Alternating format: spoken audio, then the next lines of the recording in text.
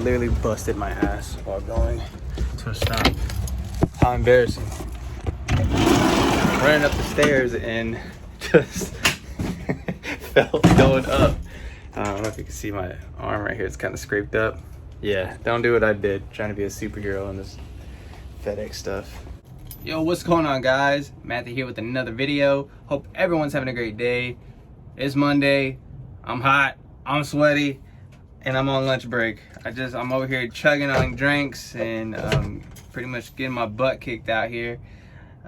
It's towards the end of my day. We've completed 50 out of 59 pickup. Now, if you do hear any wind, I do apologize. It's been like crazy windy here in Texas, and it was either leave the windows closed and bake in here and probably pass out, or leave them open and get some air flowing through here, because I couldn't leave the truck on.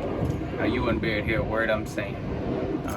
So if you guys don't know, I work for FedEx and do just a pickup route.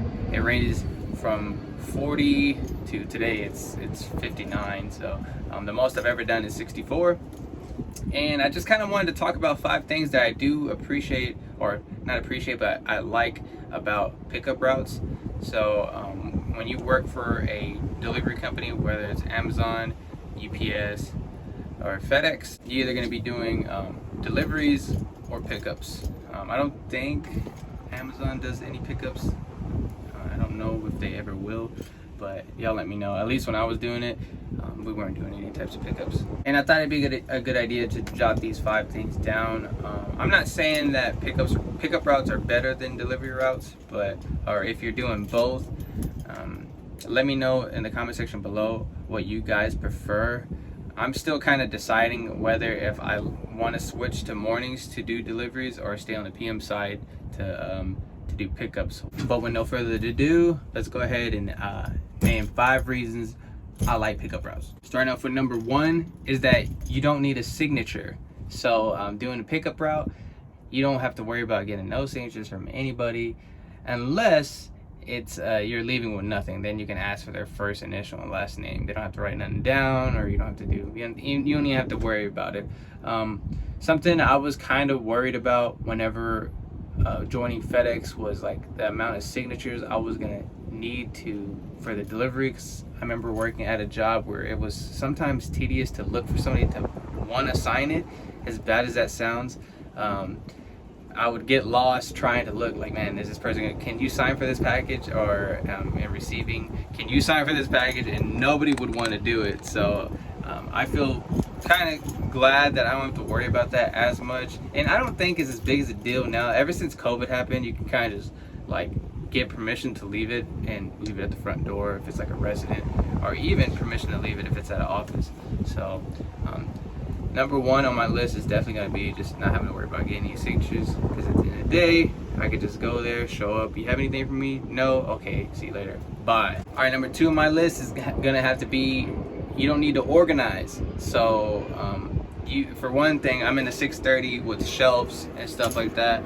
You actually really don't need that when making pickups, because you're not delivering anything, so you don't have to set it by a certain street or anything like that. So pretty much, as long as you're just stacking them nice enough to where you know everything will fit, you should be fine. You saw how my stuff looked back there. I need to fix it just because I know I got a few more stops left, and if they have anything big for me, I need to make sure I have a room to fit it.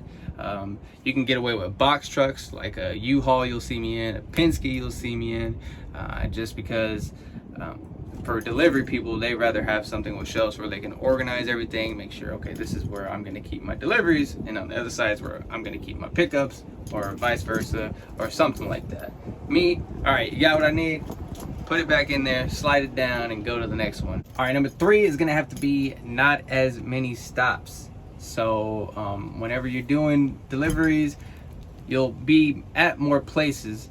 Doesn't mean that if you're doing a pickup route and you have less stops, you're going to get home earlier or finish earlier, because we still have to follow the time commit that is put in there. So you have to be there at 3. You have to be there at 3, no sooner, and whatever close time they have for you. So for me, I like I said, it's a 59 stop type of day, and for my area, that's a lot. But even that, still nothing compared to what I used to do. And I feel like I can still get it done in a timely manner. I don't feel like I'm always behind. Don't get me wrong. There's times like where today I felt like I was a little bit rushed, but was able to make it out. And there's plenty of other routes where you either going to, 20 places, 10 places, and some of them I've heard you only go to one. So that saves a lot when it comes to having to worry about, okay, I need to make sure I hurry up and get here and pick up as much as I can. That way I'm not late to my next stop. It does help out with organizing all that in your head. Because something I would say when I worked for Amazon was how many times I actually got out the vehicle. I mean, you're doing close to 200 stops a day. I was doing 170 with rescues, was almost hitting that 200 mark, and having to get off, get on, get off, get on, and literally just sprinting to every house was kind of a workout and a good thing, but two, I was always freaking tired. All right, number 4 is gonna have to be apartments. You don't have to worry about them. You ain't gotta stress over that. We all know that apartments are very time consuming. Doing a pickup route, you're mostly seeing commercial places, so you ain't worried about what apartment number I gotta be at.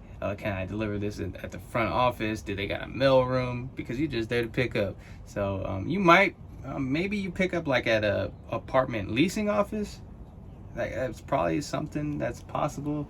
I picked up from residents once ever because it was a return. So I hardly ever see resis. Most of the times I'm seeing apartments. I will say that you do see some high-rise buildings if you do work in a city. I don't work in a city, but I do have some high-rise buildings in my area. And if you're picking up a lot, you better carry a dolly. But at least I don't have to worry about apartments where worry about getting through some gate codes or some fancy apartments where you need a key card to get in and all that crazy stuff. I'm glad I ain't got to worry about that. All right, number 5 is you don't have to worry about bringing anything back to your station. Now, what do I mean by that, right? Because you're a pickup route, you're gonna bring a bunch of stuff.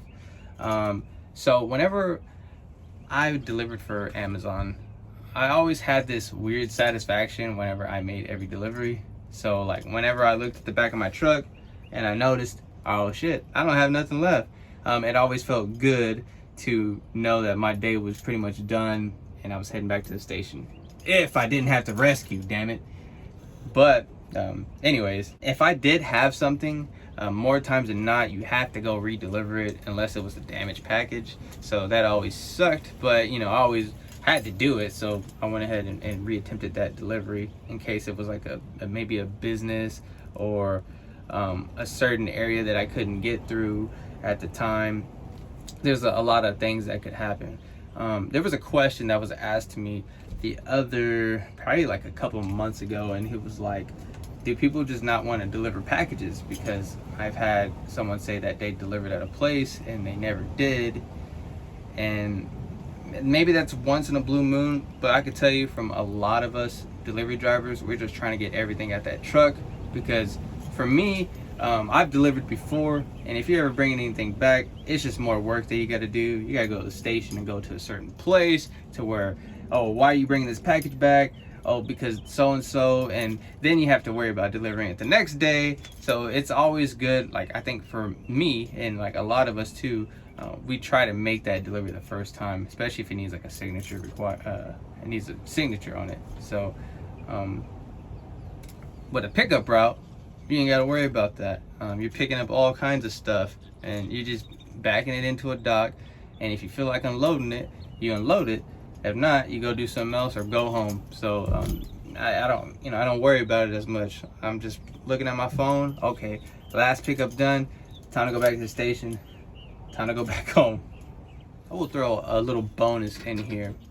So we'll call this number 6, which is pretty much you don't always have something at these pickups. So whether that's a regular pickup, you might show up there and they might be like, oh yeah, we don't have anything today. That's always good in my book, especially if I'm like at a place where they have a lot of stuff and they come around and say they don't have anything.